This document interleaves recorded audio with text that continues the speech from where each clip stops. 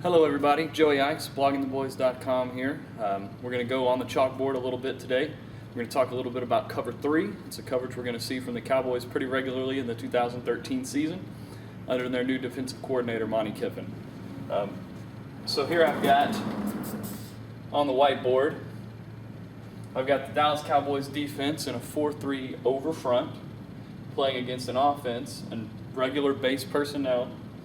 Call it 21 personnel, 2 backs, 1 tight end, 2 wide receivers. Cowboys counter with their base defensive personnel here, 4-3 alignment. One of the things that we want to notice here that I've written about in the past is that we've got Bruce Carter, who is considered the will outside linebacker, aligned on the strong side of the offensive and defensive formations. Reason being, he's going to follow that 3 technique defensive tackle, which is lined up here on the outside shoulder of the offensive guard.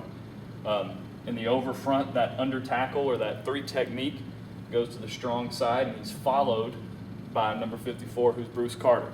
Something I noticed in my film study of the Chicago Bears this last year.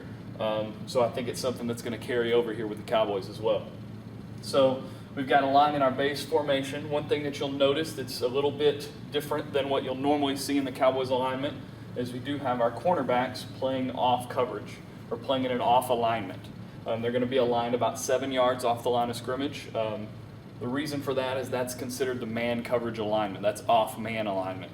That gives them the ability to walk up and jam the guy if they're going to play cover 2. Gives them the ability to drop back into their deep thirds like they'll do here, or it gives them the ability to play quarters responsibility, play off man. They can do a lot of things from that 7-yard cushion that I'm showing here.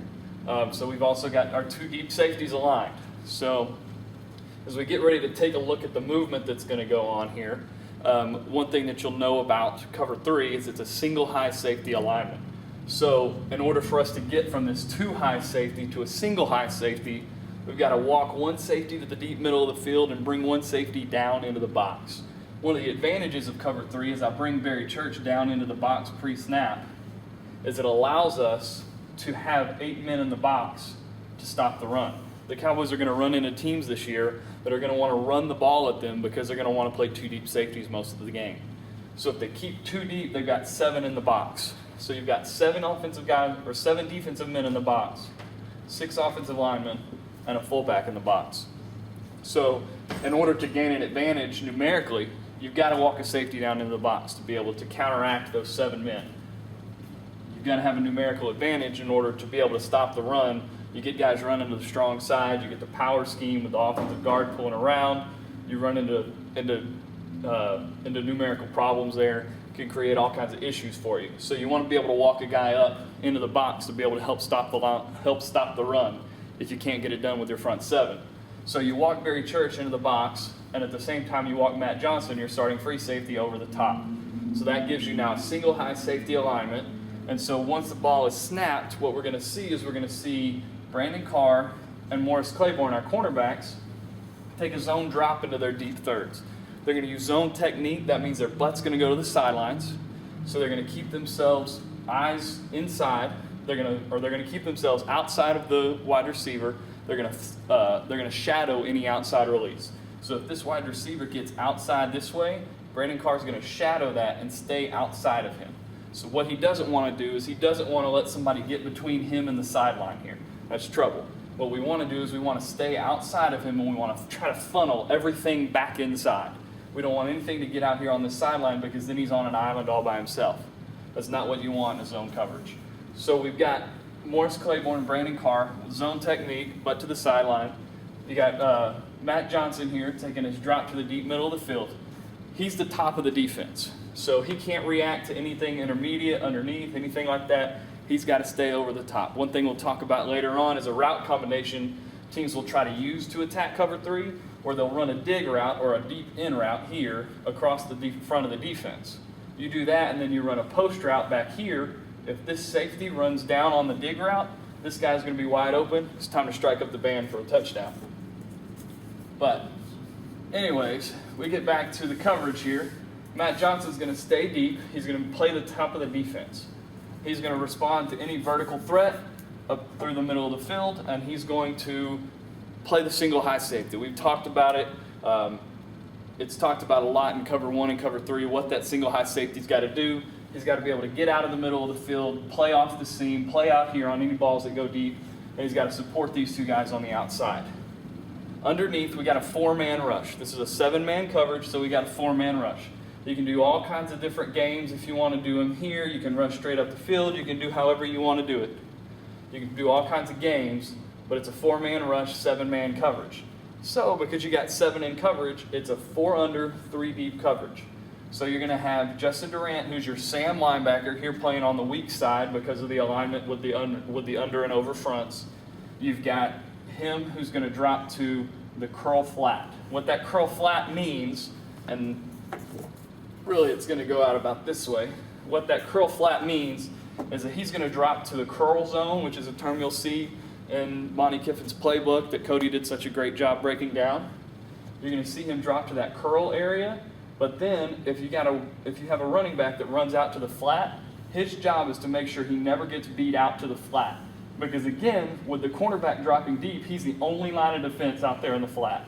If he gets outflanked, this guy's going to go up the sideline for a big, big play. He's going to have a blocker here from his outside receiver. It's going to be bad news bears for your defense. So he's, again, never going to let anything get outside of him. That same assignment is what Barry Church is going to have here on this side after he walks down. He's going to drop back to the curl and then never get beat to the flat. So he's got curl flat assignment also. So now we've got Sean Lee and Bruce Carter. Probably two of the most important members of the defense this year. I wrote about it before, about how this was the year of the linebacker. These guys are going to make all kinds of plays in this defense. So we've got these guys playing what's called a hook curl. So they're going to drop to the hook zone, and then because Barry Church and Justin Durant are leaving the curl zones because they're going out to the flats, if they feel outflanked to the flats, these guys are going to play to the hook zone and out into the curl zone. So you end up with this 4 under, and I'll draw it here, this 4 under, 3 deep zone coverage where you put a top on the defense and you've got 4 underneath players. This is also going to allow us to do all kinds of different things where we can pull somebody out from one of the 4 under zones.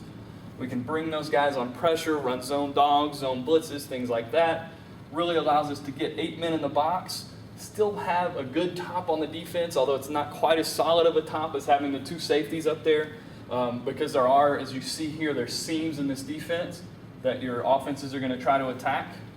So your biggest problem here is those seams. We'll talk a little bit about how teams try to attack those guys, but it still allows you to have a good conservative defense. If you get pressure with your front 4, you're going to force throws underneath, then you're going to be able to rally to the ball and make tackles.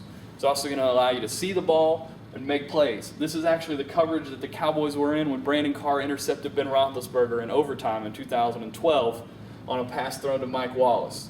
And what happened on that play is Mike Wallace ran a comeback or a back shoulder call, and Brandon Carr made his zone drop. And he made his zone drop and stayed outside, and as soon as he saw the plant come from Ben Roethlisberger out here, he was able to stop, change directions, and drive on the ball and make a play. And that's what you want out of your cornerbacks and out of your defensive backs in a zone defense. You want them to see the ball, make a play on the ball, and turn it the other way and make a big play. So we thank you for watching this on the Chalkboard session. Once again, Joey Ickes, bloggingtheboys.com. Lots of great stuff going on over there. We hope you'll check it out, and we appreciate you joining us. Thank you.